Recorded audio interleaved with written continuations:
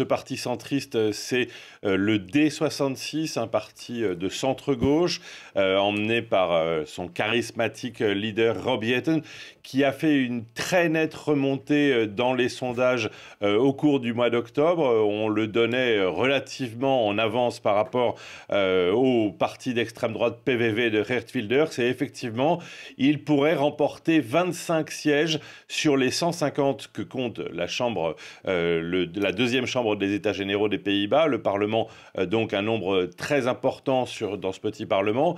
Le PVV, le parti d'extrême droite de Geert Wilders, lui perd un tiers de ses sièges. Il en avait 37, il se retrouverait maintenant seulement avec 25, ce qui fait qu'il va se retrouver un petit peu à l'écart de la course de tête, puisque d'autres partis du centre-gauche, de la gauche traditionnelle et droite traditionnelle, ont tous repris des plumes. En fait, c'est lié aussi à l'effondrement du quatrième partenaire de la coalition qui était au pouvoir pendant les 11 derniers mois jusqu'au mois de juin, lorsque Geert Wilders a décidé de débrancher la prise, comme on dit ici, en estimant que ses partenaires de la coalition n'allaient pas aller assez loin dans le durcissement de la politique migratoire.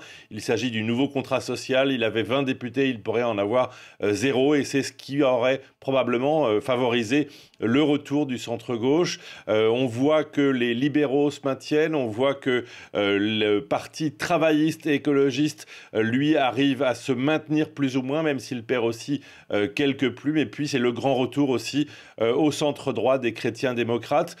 Ces quatre partis-là, à savoir les libéraux, les chrétiens démocrates, les centristes de D66 et les travaillistes écologistes, pourraient à eux seuls acquérir une majorité absolue.